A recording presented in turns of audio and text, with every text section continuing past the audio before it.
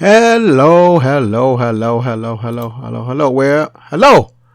Wherever you are on this mystical planet called Earth, I hope you are having a transcendent day, evening, or night, wherever you are located on the globe.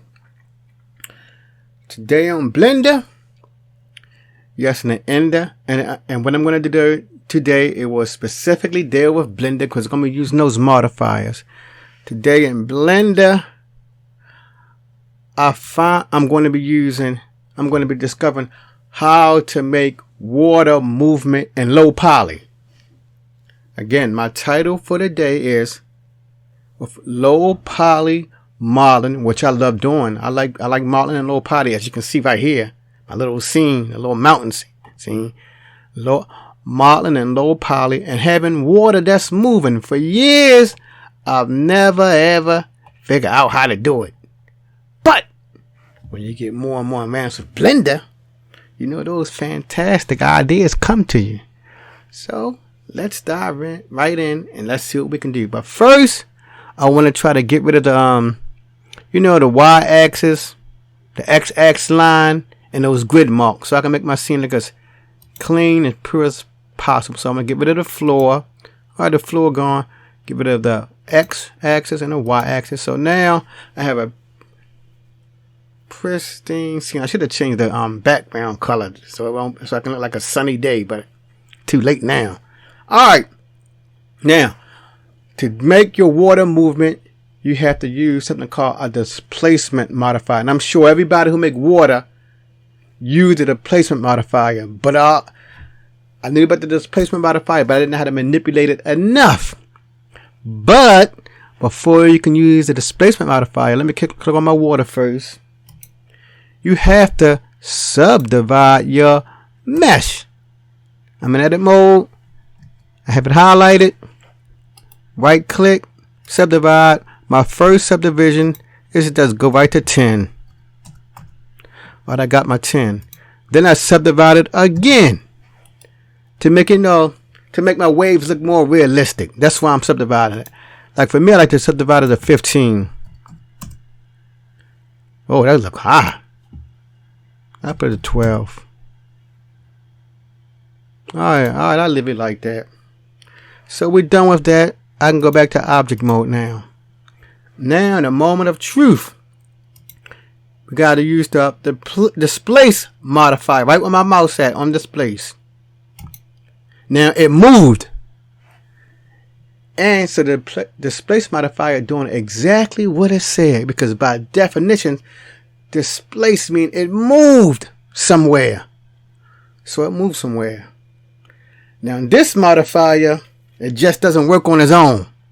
The displace modifier, it needs to work with a texture. So on this icon menu, the last button that looks like a checkerboard or a chessboard is the texture, and it's called texture properties. So I click new. Now you have to go to where it say type, where my mouse is. You can choose any type you want, but I like choosing cloud, because you see like the clouds, they look like almost like little waves. Now you see my waves are turbulent. So now we have to go back to click on the modifier, the wrench tool, and let me see. This is a place. Say displace. All right. Oh, you have to adjust the strength. So my strength is 1. It can go higher than 1 though too. So you see that? But 1 is the standard. So I'm gonna take it down to 0.2, and that is how I will make my waves. And now you can make your waves more turbulent if you want to. If you want to make more a turbulent sea, you can make the wave count higher. But I'm gonna stay in that 2 range. I'm in that 3/10 range. So I'm gonna click it. Now that's gonna be done in parts. I'm gonna need this displace modifier. Then I have to go back to my texture. So, alright, 240. I want to put it in parts of 4. 240 divided by 4, 60. Alright, so I want to hit I want to hit my my keyframe, the I key. Here, I want to say right there. I'm hitting the I for keyframe. For my new users. I know the veteran people, you know what to do.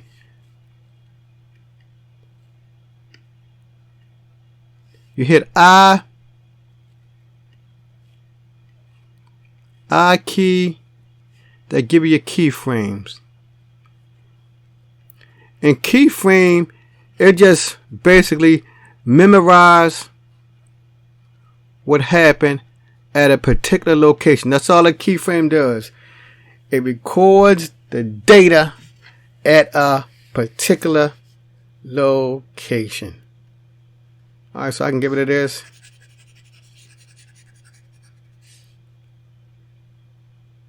So I'm going to start using my keyframe and go by intervals of 60. My first keyframe, I'm going to keep my strength at 3/10 or 0.3. I hit I. I'm going to go over to 60. Now I'm just making calm waves. I'm going to move it down to like 2/10. I should make it 1/10 to make it look more dynamic. 1/10. Then I'm going to go to 120. I'll put it at 3500s, 0.35. That look a little bit more turbulent. Then I go to 180. I'll bring it back down to, I'll say 150, 0.150. I hit I. Then I'm going to take it last to 240 or 250. And I give it the number 250, 0.250. Alright. Now I'm going to run an animation and see what happened. Oops, wrong direction. Sorry about that. So you see my waves are moving. That's it in its simplest form. But you just see it doesn't look turbulent. It's just going up and down like a heartbeat. It's not turbulent, but it's still doable. Now to add some diversity into my waves to make it look more chaotic, now I'll go back to my texture. And I just discovered this a couple days ago. So I'm no veteran. I'm no veteran. I discovered this yesterday. So please forgive me if I make any mistakes. It may not be a perfect video, but it'll give you an idea. See, I'm going to deal with the size. I'm going to make my size increase slightly. So I'm going to keep it at 0.25 now. I hit I. I'll move it to my 60 range. And I'm just going to increase it by intervals of 1 just to give it some, make my waves move a little bit. Let's increase it by intervals of 1. Then I'm going to come here. I'll call this 0.26.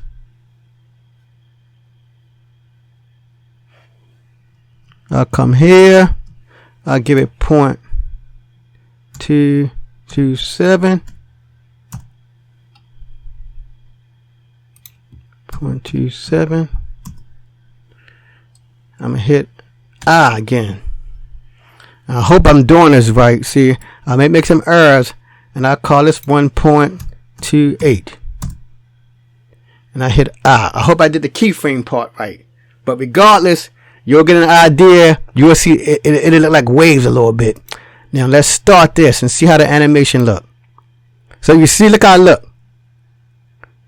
It looks more dynamic, more like waves. Okay, that looks good. It's better than my first trial. And I'm going to zoom in some more so you can see the waves moving. I'm going to zoom in some more. Let me tilt it so you can actually see the waves. Tilt it in and play.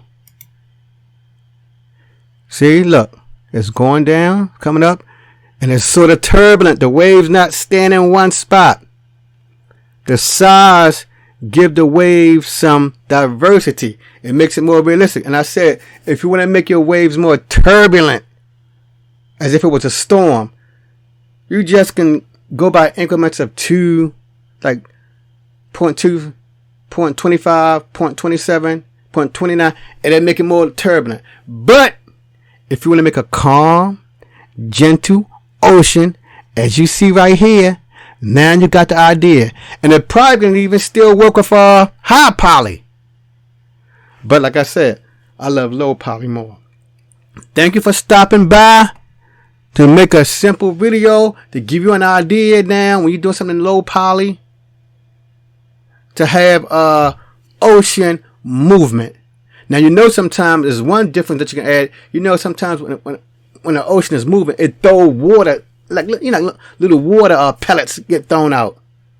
But this work right here, just to get that ocean moving. You can add your little pellets with particles somewhere on here to make it look more, you know, to make it look more like an ocean. But you see, for a low poly, it's doable. If I show this to my family member, which I have, they said, since it's blue like an ocean with my mountain back there. So, before I go, I like to always say, people, you see, I keep struggling. Well, I'm not struggling. I keep striving to learn Blender. The more you use it, ideas will come to you. Like the idea that just now came to me about how to make the water move. No one taught me how to do it. I put the pieces together. So don't stop. Keep pushing. Keep learning. I'm for you. All the Blender's artists, they want you to learn it. To keep giving Blender prominence. The Blender community behind you. To make you better and better. Because they keep having a new version every couple months, 4 months. And the more important, that guy Tom Rosenthal. He's rooting for you. So keep moving. Till the next time, Blender family. Peace.